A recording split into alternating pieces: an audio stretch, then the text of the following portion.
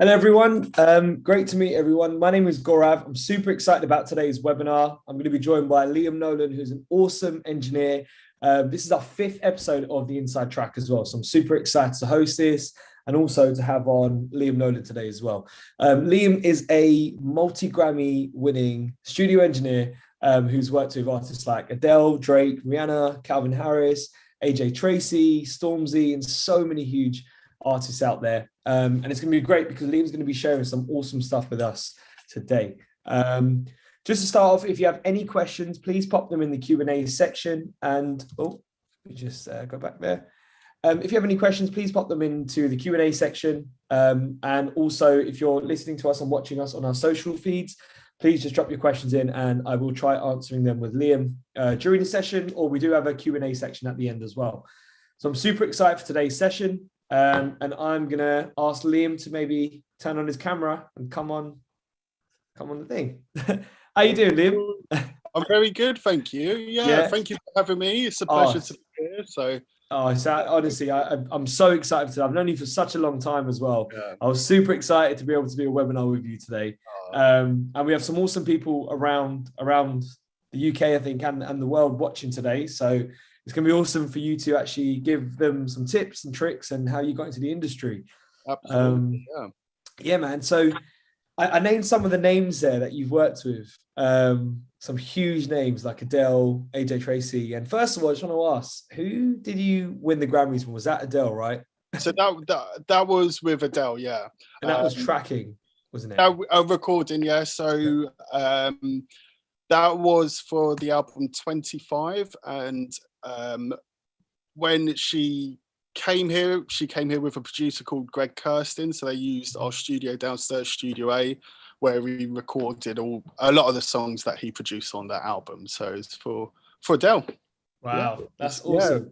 So I think, Liam, you'd be great at actually answering this question. So as you know, this is the Inside Track, and I want to get to know a little bit more about what audio engineering is. And I try to ask a lot of the guests that I get on these webinars just to give a bit of a background. And as you work in Metropolis, which is one of the world's best studios, and it's amazing. Even walking in there, it's just like to the audience, if you guys haven't had a chance to ever kind of record there or try, you can book online, right, Liam? To do you can book online. It's open to everybody, not just the A-listers. We're here to service everybody who wants to come record, mix. We're also quite a big mastering house, so we've got loads of great mastering engineers. We kind of try and provide a full package for everybody. So yeah, check out the website.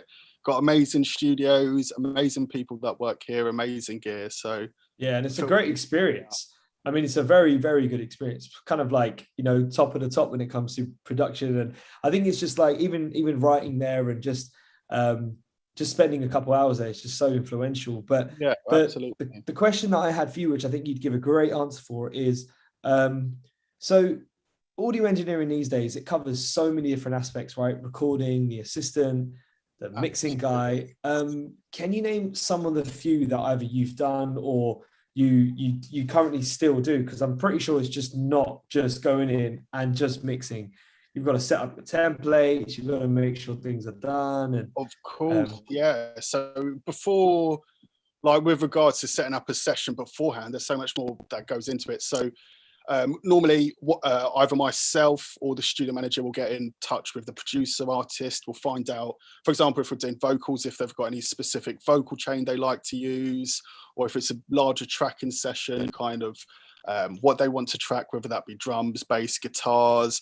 So beforehand, we'll already have a lot of dialogue with the client to find out what sound they want, what they're going after. We'll then, before the clients arrive, set everything up, make sure we've scratched all the mics, have our Pro Tools session ready to go. So hopefully when the clients walk in, we're kind of good to go, quick sound check, but make everything as easy and as smooth for them. So I think that's a lot of what audio engineering is, especially with the top clients, is just making everything smooth, easy, and not letting any of the technicalities get in the way of the creative side. So making sure everything's ready to go. We can quickly throw up whatever for them to try, just making the session run smoothly, really. And in the real world, there's probably a lot does happen where it's kind of like, oh, damn, this isn't working, and right in front of the person, and you kind of just got to like learn how to adapt and actually be ready, right? Of course, yeah, that comes that comes with experience. You know, Yeah. if it's not a particular sound that they want, then you know, in your bank of knowledge, you'll be okay. Maybe, you know, for example, this microphone might not be working. It might be too bright, so let's try a ribbon microphone. Or, you know, the sound's too dead. We want a bigger sound. Let's move this setup into the live room. So a lot of it comes with experience and just knowing what to, you know, how to approach a situation. If it's not quite right, then to have a quick solution to, you know, to offer another alternative. Yeah. So Yeah. no, that's a lot of it as well. But hopefully that doesn't arise too much, because you already have had the conversation with the producer about what they're going for. And that's kind of like the something I said last week is like the artist has you know, because I do a little bit of engineering myself, and one thing that I say is always like, as an artist, I mean, I think I might have learned it from, I don't know if it was you or someone did tell me that, but like the artist should be warmed up before they come into the studio, but just like the engineer should be warmed up with mic selections and session templates and everything. It's a similar kind of thing, right? It's just being so everyone is ready to go, because if you're not, you've got to be prepped for the session. You can't, you know, the biggest vibe killer is, you know, a client walking in, nothing set up, you don't know what's going on. It's like, okay, why have we booked this studio? You know, you've got to be on top of your game, ready to go at all times, really. Again, with dialogue beforehand and knowing what the session's going to entail, really. All right, Liam, so I want to I've jumped a little bit far ahead, but I want to go back a little bit now to Liam Nolan and your career, because obviously I've known you since, I think, the Adele times when I first met you. Just after that. So but I want to know more about kind of like how did you get there? I mean, I can imagine it wasn't an easy journey. Was it always something that you know, did you wake up at one point and go, you know what, I want to be an audio engineer? Or did it kind of happen? Or did you go college, university, or what were the steps to get to Metropolis? So for me, I think my route into the engineering world is it's a bit more old school, in the fact that I did go to university, but I didn't study audio engineering. I thought it would be a career that was slightly out of my reach, and you know, it's quite a small world, so I really didn't think I'd be able to get into it. But I went to university. The subject I studied, I wasn't really that interested in, so I kind of did a hard reset and thought, do you know what, I'll try and get into engineering because that's what I really love. So what happened was, initially during that first phase, the Roundhouse in Camden is a fantastic organisation, because they also have, underneath the main venue, they've got like a little studio there, you know, practice rooms. If you're under 25 at the time, you could sign up for like 10 quid a year and go use their practice room. Wow. So I signed up for that. I did a 3-day training course in how to be a sound engineer. It's amazing, eye-opening, but you know, it gave me my foot in the door. And then, because they had strong links with the studio manager at that time they then gave us a tour around Metropolis, and I was like, oh my god, this is the studio. I was sold. That was it. I knew I wanted to work there. So immediately the next day I handed in my CV to Metropolis. I was like, I'll do anything. I just want to come in. So I started as a runner here with only my 3 days worth of experience in studio. And it was a slow grind then, because at that time, you know, you're just there to help facilitate anything in the building. So I was literally making teas, coffees, you know, cleaning toilets, whatever, just to stay in the building. And with time and got to know some of the engineers here. So then they started allowing me to sit in on sessions, training me up as an assistant. So then that was a good number of years. I was doing that 5-6 years assisting here. And then a similar amount of time, you know, learning my craft as an engineer.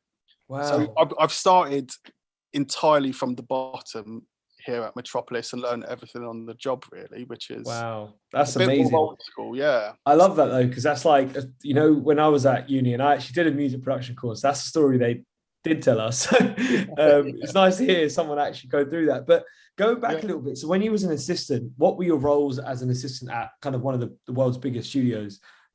What did you kind of like? What are the challenges that you might have faced, and was it always kind of just setting up templates or setting up mics, or was there kind of more to it that you thought, wow, this is different? Yeah, so the biggest thing actually, so the role of an assistant is to one, set up the studio, make sure it's all working before the clients come in. So that's setting up the microphones, scratching everything, making sure it's all ready to go. But the biggest thing that I learned when I was assisting, you know, you can learn all the technical side of it as you go, but especially in a studio like Metropolis where you're dealing with A-listers, the big thing that I think the engineers at the time were looking for was more of the hospitality side of it. So, you know, if you're there to get everything set up, but then make the session run smoothly, make everybody feel comfortable, kind of try and troubleshoot. So if somebody says, okay, I'm thinking about recording a guitar, you know, you'll whisper into the engineer's ear, okay, what should we have set up just in case this happens? And it's your job to go and you know, set it up just in case anything happens and make sure it all runs smoothly. So, you know, I think that's the big part of being an assistant is just sitting at the back, not really being that, you know, noticeable, but just keeping your eyes on everything that's going on and trying to stay one step ahead and make sure everything runs smoothly, really. It's like just being ready kind of for anything that might come your way, right? Because obviously as the engineer, they're probably really focused on getting everything done in the short space of time that they might have. Awesome, man. I mean, and then you went from the assistant straight into an engineer, and then you worked with, I guess, would you be given kind of like more smaller clients, or was it straight in to the A-listers? well, normally they kind of ease you into it. So you do start off with smaller artists, less high pressure, you know, sessions. But I guess my big break, where when I started to engineer, I kind of landed on a really good session. So at the time, I started doing some downtime for a band called Clean Bandit, which was that's nice, which was all good. And that was just with their strings section. So I got to know Grace, and then when they came in with an actual booking, they obviously requested me to engineer. And the first, I guess, really big breakthrough engineering gig I did was Rather Be. That was kind of the one that kind of announced, okay, I'm now an engineer. I'm an engineer now. Yeah, well, kind of. I was, you know, still at the time. Once, you know, that did well, it kind of gave me a bit more confidence. Where I was like, okay, I can now transition a bit quicker from assisting to engineering. Wow, so, that's mad. I mean, it was exciting. That kind of leads me on to now, and you know, I was going to ask is how was it working with Adele? That's a big one. It was amazing. She's super lovely, as you see her on TV. That's how she is. But that session is actually very different from a lot of the other sessions, because when she came in to record here, that was again still quite. So when did that album come out? 2016. Yeah. So she was writing with Greg Kurstin a year or two before. So that was actually still in my transition phase from assisting to engineering. So I was initially actually put on as an assistant to Greg, because it was initially just going to be a writing session, see what happens. So we had a setup day beforehand where Greg was like, actually, we're going to need the piano set up, we're going to need some drums, guitars, bass. So it was a full band tracking session, and he plays everything because he's an amazing multi-instrumentalist. So it kind of turned out that, you know, it was more engineering. It ended up being a bit more engineering. Although and what was really interesting about that was because it's Adele, was running everything into his laptop. So he had 4 inputs. 1 and 2 were for so the drums was a sub mix on the desk going to 1 and 2. Same with the piano. Guitars and bass going into input 3 mono, and then Adele's vocal 4. So what was quite interesting was, you know, the piano was a sub mix, you know, of the close mics, the rooms. Same with the drums. So it was a bit different in that fact that it wasn't fully multi-tracked. Yeah. Wow. which And is I mean, testament to him, you know. and how was it like, obviously hearing her live? Because obviously she's very powerful. There's a lot of emotion there. And obviously when you're trying to work and hear that live, I mean, I'd be sidetracked. I'd be like, wait, what? Yeah, So how was it kind of yeah. like being in that room? I mean, yeah, she's amazing. Again, I'm not even going to lie. For a lot of it, once they were rocking and everything was working into Greg's, I would just pop in. So a lot of the time, once they got the sound, I'd leave them to it. Come in if they needed to change anything, mic anything else up. But a lot of the time, because again, it was writing. Yeah. A lot of the time, I wasn't in the room. I'm not going to lie. It was just them doing their thing, which Yeah. again is part of it, you know. If clients don't want you there, you've just got to make sure everything you've set up and done is ready for them just to use and make it easy for them. So yeah, you know, it's how it was. But that was the session really. And that's it. And then the other one that is probably, I think your latest one would be AJ Tracy, right? Who is for those, I mean, a lot of you must know who AJ Tracy is, but if anyone's listening internationally, AJ Tracy is probably definitely one of my favorite UK artists. Absolutely amazing. I think his flow and his just a different, I mean, Liam, you could probably say the same thing, but I think it's just he's so different to what's out there, right? When it comes to the UK. Yeah, it's amazing. And I'd met him at we have a thing called Carnival, and I met him there once before he blew, and on just off Ladbroke Grove, and he was just such a nice guy, and I could tell that his personality is exactly the same. Absolutely, he's an absolute dude. Yeah, so lovely. And what did you do with AJ then? Was it more tracking or mixing then, Liam? So that was tracking. So he would come here to cut all his vocals, so recording the songs, a lot of writing, and he's a real special artist because the speed at which he can write is obscene. He's the quickest guy I've seen writing lyrics and bars. He is so quick. So when we're on a session, it's normally, you know, he'll have his producer Nige there and a couple of others. They'll be making beats. Again, Nige is fantastic. He can knock up a beat in like 20 minutes and it sounds sick. Then AJ will write to that. So within like a 6-7 hours, we could have recorded 4 songs. You know, they're that insane. Yeah, he's a different beast. He's an animal. He's amazing. Workflow. That is workflow, isn't it? I mean, actually, just on that point, I mean, how important is kind of having like a so-called engine running there? Like, you know, I've heard a lot about writers and producers kind of like the art. So the artist, someone's making a beat here, then it gets passed into the engineer. The engineer's working with the artist directly. The producer's got headphones on working on the next track. That cycle's just insane. But then you get people who just work directly as like obviously with the pandemic, it was obviously really difficult. Everything was getting sent through the cloud, I guess. So kind of how important is it to have this engine of kind of like production, writing, engineering, and you know, getting stuff done really quickly? Yeah, I think taking your time, I guess. Yeah, I think there's a difference between rushing and being efficient. So I think you've got to be as efficient as possible.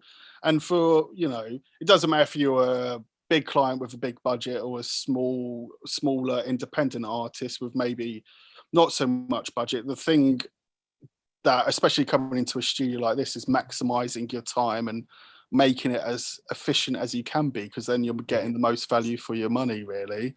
So that these guys know, okay, they're going to come in, do their thing, get as much down. And, you know, I think that's a really good productive way to approach sessions in studios, really, is to kind of be prepared and try and maximize your time, really, and get the most done. Yeah. You know? It's so true. No, it's so true. It's kind of like finding that balance, isn't it? It's like you don't want to rush it, but you also want to kind of get it going as well. So it's kind of finding the vibe and, you know, keep things rolling over. The biggest kind of vibe killer is when something goes wrong, or, you know, there's a lull in the moment. So once people are, you know, feeling creative, you've got to try and keep that going for as long as possible. Yeah. And I think that it's quite true, because even when I'm watching those videos on YouTube about engineers, and you can see a lot, they are quite a vibe, right? they're there to give that, and just to make the artists feel really comfortable. Yeah. And I mean, even now when I walk through Metropolis, let's say, and I speak to everyone is so welcoming, and they want to talk to you. And I think that's so important as an engineer. It's just to allow the artists to be as creative as they can, and let them do the creative work while you do the technical stuff, basically. Yeah, exactly. 100%. And yeah, it's all about keeping, I feel like, a vibe, but staying calm, really. Yeah. I think that's a big part of it, is, you've got to, just not let what you're doing get in the way of what they're doing. So even if like Pro Tools crashes, or the computer shuts down, or there's a noise on the channel, it's not to let that show like, oh no, something's gone wrong here. It's just like, cool, give us a moment. Yeah. Grab a tea, coffee, we'll get it all sorted. It's how it is. You've got to maintain the calmness for everybody. So and true. You can be in the studio for 12 plus hours a day for weeks on end with the client. So you've got to be able to be calm enough and cool enough to sit there and just keep everything ticking over. I think that's a big part of it. Yeah. It's, how you handle the session and how you handle yourself. I think that's a big part of engineering. No, definitely. And Liam, how was it? Obviously, when the pandemic happened in the UK, you guys had to adapt to working in a different way, right? Yeah. And obviously, A-list artists were still needing to record, because obviously they'd still be touring eventually, and they got stuff to do and albums to finish. So obviously, how could you briefly explain how that was for you guys? Because I remember when I rang you as well during that time, and I was like, "How's it going, man? You guys still open?" And it'd be nice to know, because obviously you guys did adapt really quickly, right? Yeah. So all throughout, we followed the government guidance on how business should operate during the pandemic. But we were actually quite lucky in the fact that our main rooms are quite big. So we had everything taped up, individual zones. I think we stayed open. We closed for a little bit, a month right at the start, because we weren't sure what was going on. But once the government guidance came out, we opened back up. But we had limited numbers of people who could actually attend. So normally that'll be the artist producer, and that's it. And all the studio was zoned off. So, okay, the artist over here, producer over here, engineer here, and that's it really. So we ran small attended sessions, but a big game changer came from streaming sessions, really. So there was quite a few sessions where if I had a mix here, rather than the client attending, there's an amazing company called Audio Movers where you can stream your mix session. So we had a lot of kind of similar to this, Zoom meetings, streaming mix sessions. I also did a session for a client at their home, but I was logged in to their laptop at home, running their Pro Tools and recording their, which was pretty mad. So again, through Audio Movers, I was listening but running the Pro Tools session. Yeah, which was pretty mad. But it was crazy how quickly people adapted, really. And I think a lot of it now is less reason for, say, if you've got a producer over in the States and an artist here, it's now proved that rather than flying over, you can easily just stream the session, get them up on Talkback, have Zoom running. So it's still not the same, but almost like having them here, and, their input being instantaneous and they're hearing back instantaneous what's going on. So the way the pandemic shaped that was pretty crazy, and how quickly everybody adapted to that. I agree. Yeah. I mean, seeing sessions being done virtually was just remarkable, because now you listen to some of the songs that are out, you're like, wow, that was done all via like Zoom and Audio Movers. Exactly. And it just got people thinking of how they can adapt stuff. And I think it was so good for innovation. I was like, wow, this is mad. Yeah, absolutely. New ways to do it. Last question before we head over to your session. What's your 2 favorite piece of gear at Metropolis that you cannot live without? Oh, sorry, Grav, you cut out there. What was the question again? So what are your top 2 favorite pieces of gear in Metropolis that you just could not mix or record without? Oh, I know it's a hard one. That is a good one. So I'm going to cheat a little bit. I'm going to pick a microphone or microphones, really. So Okay. if I had to have one microphone to do everything, it would be a U67 probably. Ooh. But for vocals, I love the Sony C800. So Ooh. of course, we run Pro Tools, so we need to have Pro Tools. That is like the most essential thing we've got to have. So we've got to have Pro Tools. I can't work as nearly as quickly in any other DAW, so definitely Pro Tools. If I had to have one compressor, maybe it's a tough one. 1176 probably, or the TubeTech CL1B. I don't know. Can I have both? Ooh. You can have both. Definitely have both. I think that's amazing. I mean, the CLB is absolutely amazing. Yeah, so it's the workhorse of so recently I've been trying out the soft tube version because you can use it with carbon. So I've been using that out as well, and it just sounds so crisp. Control, especially for vocals, controlling the dynamic. It's like the one really. Yeah. Get that dialed in. Well, Liam, that's me done with my questions. And I think we're gonna get a little bit of an insight of your session. So I would like to show two things because a lot of what I do is like working with rappers and vocalists. I thought I'd show you my Pro Tools template on how I work with that, and then if we've got time, I'd quite like to show how a thing that really changed the game for me was how I do my mixing automation in Pro Tools and really speed that up, because I know there's loads of videos on mixing, but a thing that really can make your mix pop is automation. So I'd like to show that as well. So I'm just going to squidge over here because I've got my Pro Tools rig. So hopefully...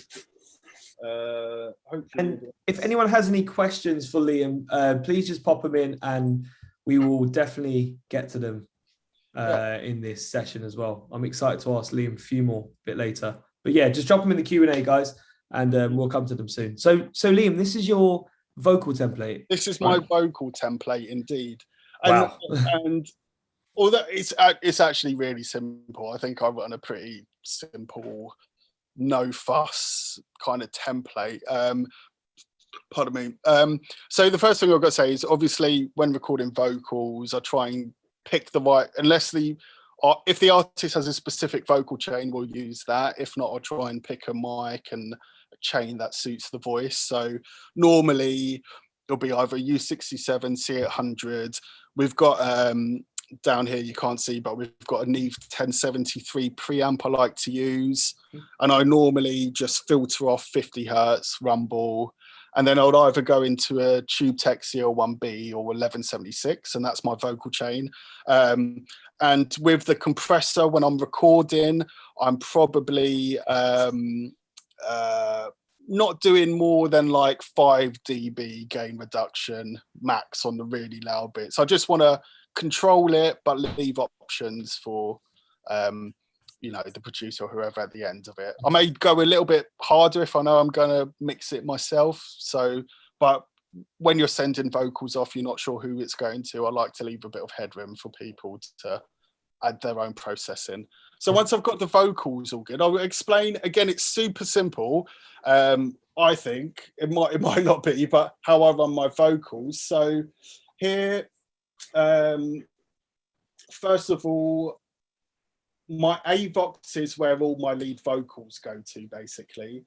And I've found that a lot of artists like to hear back in their monitors a finished, polished sounding vocal in their cans. So all my vocal tracks here will go to my AVOX bus. Wow. And here I have some processing DSP plugins from Plugin Alliance, because it's DSP low, is the latency is not so high, so you can really kind of use plugins to sculpt. So here if I have a TLA, Summit Audio TLA 100, and that's just again doing a couple dBs kind of where gain reduction. I blend less or more depending how much. But for a lot of the really kind of rap guys, they like a lot of compression on their vocals. So this one's the one where I'm really kind of giving it a bit more welly to really lock in, you know, the vocals. So that's an 1176 style compressor, slow attack, quick release. It's kind of, yeah, just to really pin and hold the lead vocal. Then underneath I have my EQ, and this is EQ based on the GML 8200 parametric EQ, the hardware version. And again, I'm just filtering some low end, quite a bit of top end there, but that depending on the voice. Again, that's to bring out the presence, make it brighter for their cans. Obviously, if once you're doing kind of all the compression EQ, you're going to need a de-esser. And then I've got an SSL channel strip at the end, and this is just the final finishing touches, really. I don't really touch this, it'll be in or out. But if somebody says, oh, okay, can I just, I don't know, a bit more compression, or you hear, you know, you may need to duck a bit of mids, that's just my final finishing touch, really. And that's all these plugins are just to add the finishing touches, to make it sound more finished in their cans, even though the Signal One recording's a lot more natural and got a lot more headroom with regards to compression. And then, you know, so that's my lead vocal bus. I'll have the same for my BVs down here. A BVox, I'll normally record my BVs on here, and same with my CVox, or they double up, because sometimes a lot of the time you may not know who's coming into the session, so these can double up as like guest vocal buses, so they're multi-purpose, if that makes sense. It could be for BVs, or if there's a couple of extra people laying vocals, then this will become their vocal bus. And especially for like the rap guys, I normally have a record track where, say, you know, we'll do all my lead vocal recordings, I'll record that, do another take. Okay. And then if they're happy with that, I would then drag that down, you know, to there, and then record afterwards. And that's kind of how you stitch together, you know, your lead vocals, whatever. That will become... Right. Does that make sense? How you kind of... That's a very quick way of working. I really like that. That's very quick. Yeah. The question I've got, Liam, is, so just going back a little bit, you said obviously some artists may come in with their own chain. But obviously I'm a huge fan of UK rap and US rap, right? Yeah. Have you ever had, do you find a difference as an engineer, obviously, and you worked with a lot of US guys as well, right? When they come down, wireless and stuff like that. Have you found that they are different when it comes to their chain compared to kind of more the UK guys? Not so much, to be fair. Again, if they're providing their own vocal template, it's going to be a variation on this, but the plugins will be aiming for the same thing, you know. So again, there'll be quite a lot of compression, especially with the UK, US rap guys, you know, top end. Normally, you know, you'd have auto tune running. You know, there's not a huge amount of difference. It's just their preferences on plugins, really, to achieve that. Yeah. But they'll normally have the kind of lead vocal bus, BV bus, you know, it's similar. It works. And then again, for like my effects, I have them right at the bottom, but I keep it super simple. I don't have too much going on. So on the aux, I'll have my effects send, so that's going to my delay for the lead vocals. And it's super simple, Valhalla, vintage verb. That will be my reverb. I'll change the decay, reverb time depending on the session. My pre-delays at 0 because I can't see, but here I take the delay comp off because sometimes that adds latency. So that essentially taking the delay comp off essentially becomes my pre-delay, but it doesn't really matter for reverb. Yeah, and then again, super simple, standard Pro Tools delay if they want it. If they want a bit of chorus, I have a chorus. Nice. And then these are like my extra. So say they want a reverb throw on the end of a word or delay throw. I've got these two vocal buses set up so I can just quickly add it and, send the odd word to it for a reverb throw. And, I try and keep it as simple really as possible. Nothing too crazy Yeah. going on, because you need to keep on top of it all. I think simplicity is key, man. I think sometimes people tend to just over process or just slap so much stuff in because they've seen it on YouTube or they've seen it somewhere, or, they want to copy it. But I think just hearing you kind of talk through that process, yeah, it's simple, but it does what you need to do, and that's the main thing. Exactly. I think that's really cool. And I really love the way that you were kind of recording vocals, drop them down, recording vocals, drop them down. I think that's so quick. Yeah. And it also means that if you've got one record track, say for your lead vocals, you can always go back. Every new take a playlist. Mm-hmm. So you've got all the, takes there. You can go back, you can comp. It's all just in one place, your lead vocal. Same for your BVs. I'll start recording them on their own, track. So you've got all the BV takes ready. Wow. Bump if you want to, but this is golden stuff, man. Again, I love this. It should, in my opinion, it shouldn't be too complicated. Yeah. Really. Easy to see, easy to navigate, know where everything is. Yeah. And then once you've recorded it, so actually, this is one of my questions. So once you have recorded the vocalist, or before you record the vocalist, would you ask for kind of stems, or would you go off for 2-track and then get the stems for the mixing session?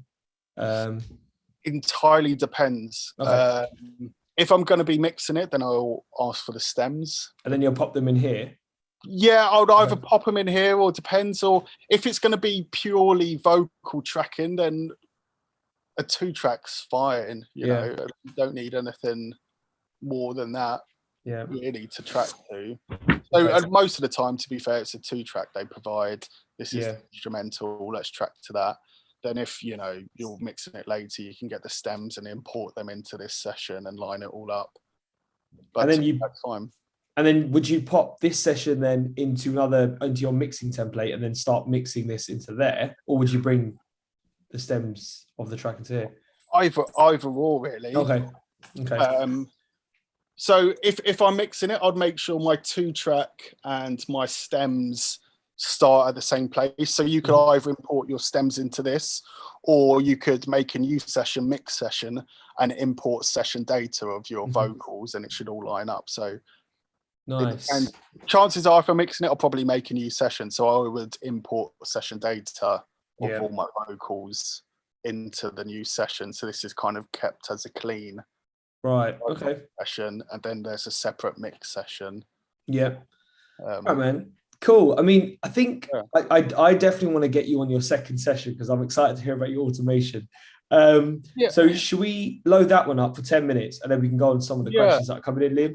Absolutely. So it's a super quick one, but I think it'll be really handy to people who are mixing on Pro Tools, because it was the one thing that really sped up my automation. So it's a quick one, but it's a really good little tip, I think. So 2 seconds, I'll just boot that up. So let me open these in.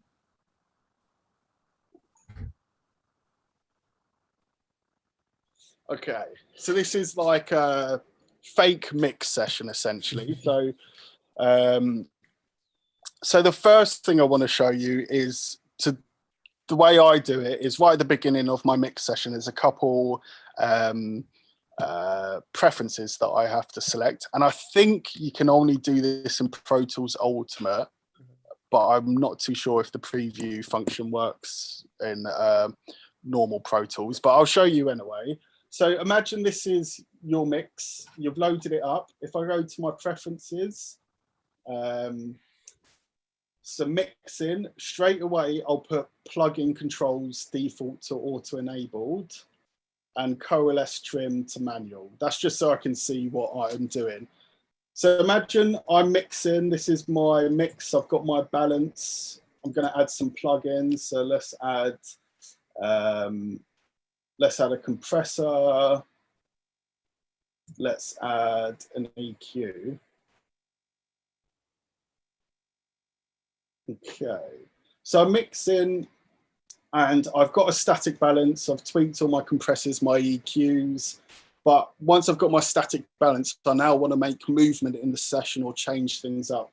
So with Pro Tools, if you do Command 4, you can bring up this automation window, and this shows you what you can automate, what's enabled to.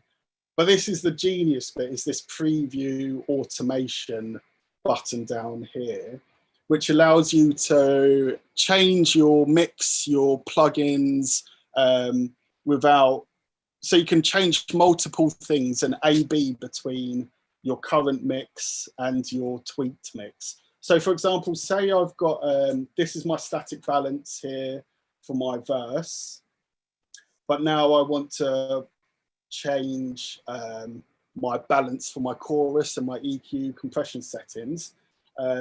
With preview, you can, in fact, sorry, I've got a step ahead of myself here.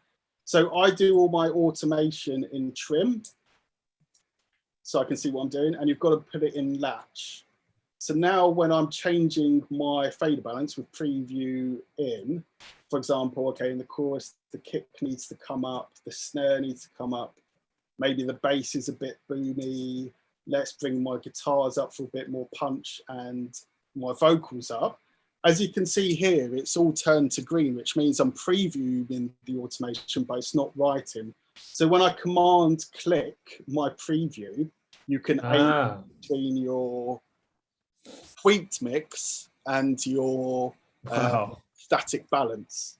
And the same applies with your EQ. So, okay, let's go to my guitar. So in this chorus bit, okay, I want a bit more top end now. And let's maybe roll off some of the bottom. For example, I'm just, freestyling here a little bit. But okay, there's a bit more compression. Oh, did I do that? Not with preview. But, okay, so let me start again. So with previewing, you add a bit of top end, change your compression settings, again, so you can really sculpt the mix. So when I A/B, you know what I mean? You can tweak a whole bunch of things at once, A/B it. And then what's genius about it, so say I've got this now new balance for my chorus, I think that's fantastic. If I go to wave trim, so you can see the automation being written. So say here, I've got all of this now, it's fantastic. I'll capture what I've done and I'll write the automation to that bit. And it's written the automation for that section. Wow. Say I want to do the same for the second chorus, I can just click here, and then write that there, and then write it there. So that's, do you know what I mean? It's like a really quick way of trying things out and really sculpting your mix really quickly. Because when I first started mixing, I didn't know about this feature. So I'd be like, okay, in the chorus, I need to push up the guitars. So with my mouse, I'd push up the guitars only. I'm like, okay, now I'll probably need to push up the bass. But this allows you to do a whole bunch of stuff very quickly. And yeah, you can fly through automating a mix using this. So that's kind of how such a gem. That's a really good tip. Yeah, because I think there's loads of videos on how to mix, but the thing that really makes mixes come alive is all these kind of moves and, changing the dynamics and relationships between stuff. So I think if there's a good way of, this is the best way of doing it that I've found, where you can really make your mixes super dynamic really quickly using this method. It goes down again to efficiency, isn't it? It's just like, it's efficient, it works, it does the job, and you get a bit of extra time at the end because you've been quick with it. Absolutely.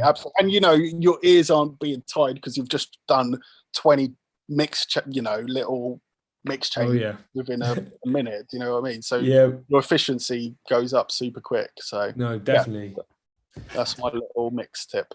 All right, Liam. Well, thank you, Matt. Was there anything else that you wanted to show? Yeah.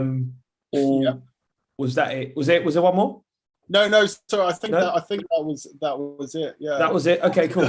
That's all So, right. I Obviously. mean, that was amazing. That was I think I've already had someone comment about the automation preview as well. So that's awesome. What I'm going to do then, Liam, is I'm going to bring up some questions Yeah. from people around our social feeds and the Q&A over here as well.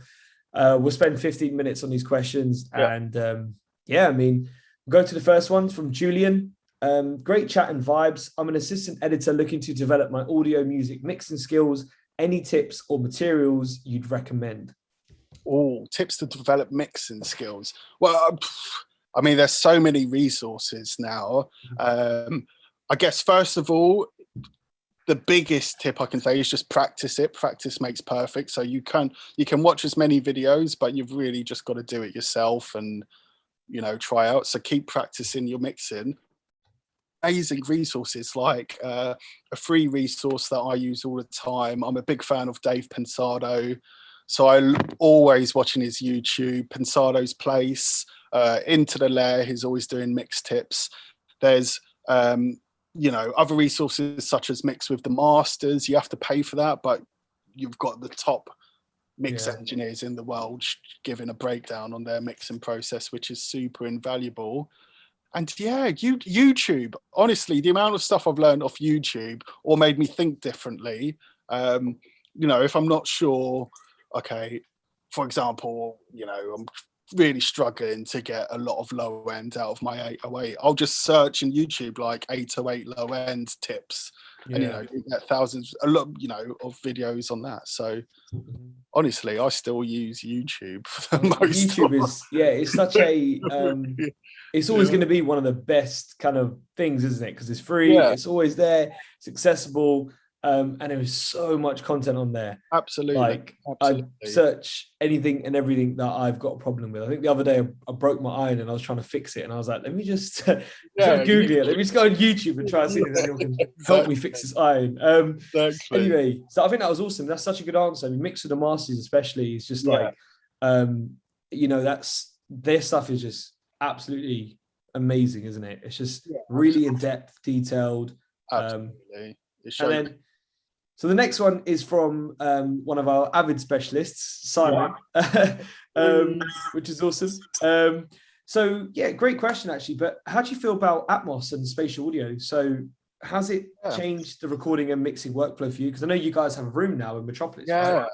Awesome. So Atmos, I've been delving into Atmos, and it's a really interesting space, really. So it's to begin with, it's a bit of a like, well, what's going on here? Because you're now spatializing the mix in a room. So that took a bit of getting used to. But to be fair, once you kind of know the groundworks and how it all works, it's super seamless with Pro Tools. It's really easy. You kind of figure out just by doing it, for example, where you should place the drums, where you should place, your lead vocals. It becomes very intuitive, and it's amazing really how intuitive you guys have made mixing in Atmos. But the real exciting thing that I think will happen, and I'm hoping will happen, is when you start approaching the recording process with Atmos in mind. So we've already done one session where we had a vocalist, guy playing the piano and a guy playing the violin, and we mic'd it up as if you're now treating that recording as the room. So the piano, you obviously had your close mics, but you had some mics for the height, you had some mics for the far away for the depth of the room. So when you start approaching recording with Atmos in mind, that's when it becomes really mind-blowing and kind of really makes use of that extra dimension. I mean, even like the other day so it's a funny story, but the first time I really was the kind of more of the listener Because the other day I was on a plane going to Spain, but I forgot to download all the normal music, but I downloaded the Atmos playlist. I was like, wow, this is gonna be crazy. And I was blown away. I was just sitting there and I was like, this actually sounds, you end up really questioning about audio and like, wow, whoa, where did that come from? It's amazing. I love it. The whole binaural stuff is amazing what that does. So good. And the fact that the fact that, you know, it kind of gives back some more dynamics into the music, where compared to your stereo, kind of makes things more exciting, if that makes sense. I agree. That back in. Yeah. So yeah, I see it as like technology's moving so much otherwise. It's about time that we move with audio now as well, right? Yeah, absolutely. I'm really excited for kind of 2022 for audio, because it's going to be really cool. I've got a few more questions, Liam. So this is from Mike. So Liam, how do you create space in your mix without losing the fullness of your sounds, especially with regards to percussion? I struggle to keep sounds feeling full and still clear, punchy on top of other sounds. So that's a very good question. It depends, but I find to get everything still clear and punchy, once I've initially got, say, my vocals in, my drums, I very rarely solo any source after that, if that makes sense. Only to check, maybe, like if there's something weird to check. But the key to mixing is really keeping everything in the mix so you can hear how things are interacting. Whether, say, for example, if you're struggling with your percussion, then, you know, chances are there may be stuff if you've got drums that may be masking it. So you don't solo your percussion, make them sound good. Don't solo your drums to make them sound good. Mix them together and try and figure out where things might be masking to try and create that extra space. Because mixing is all about figuring out the relationship between your different elements and making space for them. So I guess my biggest tip is really just to listen to everything in context and critically listen to see what may be masking a particular source that isn't cutting through, and try and rectify that, whether with EQ, compression, or anything like that, really. That's a great answer. And should people be mixing into a limiter, would you say? Is it great to have a limiter on, or not really? Sorry, sorry, did you lose me? Would you say mixing into a limiter is a good thing, kind of on your mix bus, or would you rather not? By the way, that was one of mine. yeah. Okay. At the tail end of that question there, I was like, yeah. Do you know what? I mix with my mix busing and my limiting in now. Nice. And the reason I do that is because once you kind of got a feel of what your mix bus is doing, you know, it becomes kind of intuitive. So, you know, okay, if I'm going to be pushing my kick up, you know, my compressor should be hitting at this particular amount of gain reduction. It becomes very much mixing into your mix bus to get your sound, you know. And when I take it on and off, it's not doing a huge amount. It is adding stuff, obviously, but, you know, I just find it easier to get a bit more consistent mixes when I'm mixing into something, if that makes sense. Because it kind of almost becomes like my gain staging, because I know that if I'm pushing too hard into it, my mix is probably a bit too loud. So I kind of know where the sweet spot of what my compressor should be doing in my mix bus. So that's why I mix with it in, because again, it just speeds up the work. Yeah, no, that's true. Efficiency again, right? It's all about efficiency and saving your ears. Yeah. Then the next one we've got is opinions. So it's from Christopher. It's opinions on limiting and loudness. Do you think crushing dynamics has a desirable sound in some cases, whether it's using a single component or groups? This is less from a mastering perspective and more from a mix perspective. Ooh, that's a good question. I mean, limiting, you shouldn't be afraid of limiting. As I said, it's all about using your ears. So if it's adding some, you know, even if it's really crushing it, keeping it, but if it's adding excitement and adding to your mix, then I don't see a problem with it. You know, And if it's used in that creative way, then absolutely go for it. I have zero problems with it.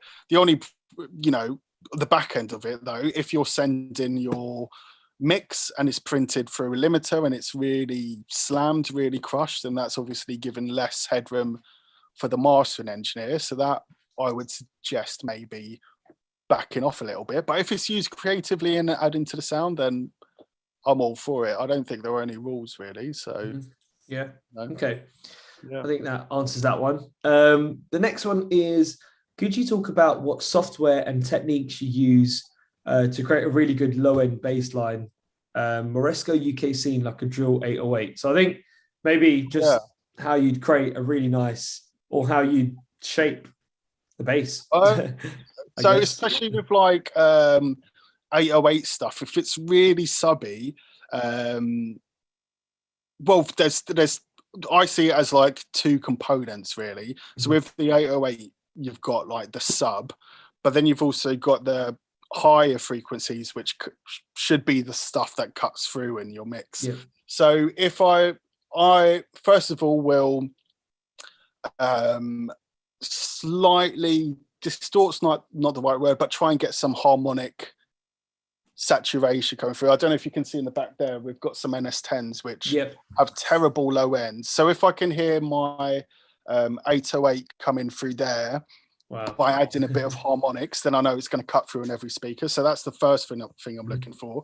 Then I'm also looking to tidy up the low end. Let me see if I can go back to my Pro Tools. I'll show you. I'll share screen again. And it's pretty important to have like a set of reference speakers beside you, right? Like just a small. I mean, again, you could even do techniques like use audio movers and send it to your mobile phone and go to another room and listen to what your mix sounds like, right? Yeah, but like a really good technique to get, you've got like in UAD things like Voice of God, which is does something I don't quite know how to explain, but here like resonant filtering. So with your 808s, normally you have loads of information down here at 250, but some of it you might not necessarily need. So a good way is to find the sweet spot of where your subs are really kicking by putting a filter, but then adding this little notch of resonant filter. Right. And then sweeping up. So you're getting rid of all the mud that's not necessary, but finding where your subs really punching through. And just doing that, honestly, you'll find that your subs become fatter, but without all the weird gumph down here. You can normally find a sweet spot. So I'd normally do that, find the sweet spot for my 808. Then in Pro Tools, you've got like an amazing lo-fi is my favorite. Oh yeah. Ever. So again, maybe add a bit of distortion, a bit of saturation, blend it to taste really to make sure that it's cutting through if that information isn't there. But yeah, that's how I kind of get my 808s to really punch through, is using this technique to get rid of gumph but find the sweet spot for where your subs are really kicking. Cool. I love that. I've never seen that. It's really, really cool. You've given a lot today, Liam. Thank you. And then, so the last question we've got here is from Amit on our YouTube channel, which is, with Apple Music going lossless, are we all going to record at 192 kilohertz? Is it worth it? 192. Do you know what? In my opinion, it's not that worth it, because the amount of information and file size compared to what you're recording, 192 seems, in my opinion, a little bit extreme, because the resolution is far beyond like your 20 kilohertz. It's going crazy of that top end, which you can't perceive. So you're essentially adding extra information to your file that's not even going to perceive. But I can see going up to like 96 kilohertz, being more of a thing. As computers get more powerful, more hard drive space, I don't see why you wouldn't go up to those kind of sample rates. But here at Metropolis, I've got to say the majority of sessions are still recorded at 48. Just for to give you, your computer being solid, your track count, file sizes, a big importance to people. They don't want to be downloading, massive sessions. So 48 seems to be the standard. But as things get better, I can see it going higher to 96. But 192, I've never recorded anything at 192, and maybe in the future, I don't know. But at the moment, it's kind of, I don't know anybody that's doing it at that high sample rate. Okay, well, I hope that answers your question, Amit. Anyway, Liam, that comes to the end of today's webinar. Thank you. So we've probably got 110 things still to talk about, but thank you so much for sharing kind of such important stuff. It's always an honor to have people like yourself on our series and sharing gems with us and just talking about their career. It's been awesome, and thank you so much. Thank you for having me. It's been a pleasure. Cheers, thank man. You. All right, guys, I'm gonna just show you next week session as well, which we have going on. Thanks for tuning in, everyone, today. It's been awesome. Next week we have the inside track, creative editing with Una. So guys, please scan the QR code. That's Tuesday the 30th of November at 3 p.m. BST, 4 p.m. CEST. Please join us next week, and thank you so much for listening today. My name is Gaurav, and I will see you all soon.